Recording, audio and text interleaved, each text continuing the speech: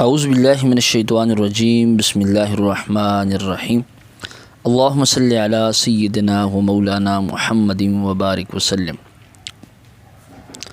گرامی قدر حضرات، جو شخص یہ چاہتا ہو کہ اس کے جتنے بھی کام ہیں ان کاموں کے اندر کوئی رکاوٹ نہ آئے، وہ کام مکمل ہو جائیں، وہ کام پورے ہو جائیں، اور ساتھ ساتھ ان کاموں کے اندر برکت پیدا ہو جائے اور رب تبارک و تعالیٰ کا خصوصی کرم شامل حال ہو جائے، تو ایسے تمام دوستوں کے لیے آج کا وظیفہ میں لے کر حاضر ہوا ہوں۔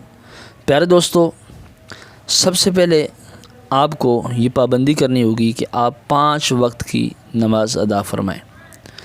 جو دوست نماز کے اندر سستی کرتے ہیں ان کے چاہیے کہ وہ نماز پڑھیں، نماز پنجگانہ ادا کریں، تو انشاءاللہ تعالی نماز پنجگانہ کی برکت سے رب تبارک و تعالی کام کے اندر کامیابی عطا فرمائے گا۔ اور ہر نماز کے بعد یا نافع 100 مرتبہ پڑھنا اپنا معمول بنا لیں۔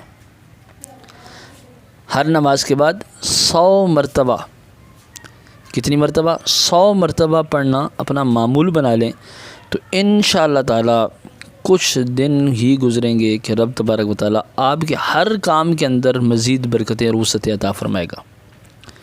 اور وہ دوست جو کسی قسم کا بھی کام کرتے ہیں، چاہے وہ مستری کا کام ہو، چاہے وہ دکان کا کام ہو، چاہے وہ کسی بھی قسم کا کام ہو، ہر نیک کام اور ہر جائز کام شروع کرنے سے پہلے جو شخص 21 مرتبہ یا نافع پڑھے گا، تو رب تبارک و تعالی یا نافع کی برکت سے اس کام کو پائے تکمیل تک پہنچا دے گا۔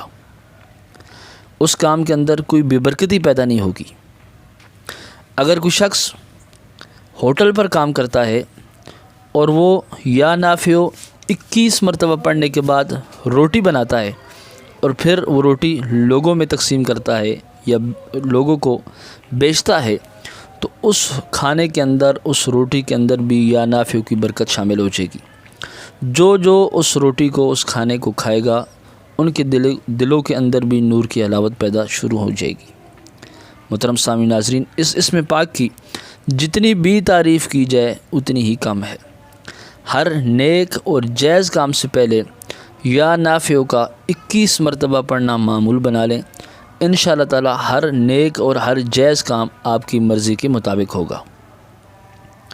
نماز پنجگانہ ادا کیجیے، ہر نماز کے بعد 100 مرتبہ یا نافع پڑھیں، انشاءاللہ تعالی اس اسم پاک کی برکت سے رب تبارک و تعالی بگڑے کاموں کو بھی سنوار دے گا۔ میں امید کرتا ہوں کہ آپ کو آج کی ویڈیو بہت ہی اچھی لگی ہوگی۔ آپ ضرور کمنٹس میں اپنی رائے کا اظہار کیجیے گا، دعاؤں میں یاد رکھیے گا۔ السلام علیکم ورحمۃ اللہ وبرکاتہ۔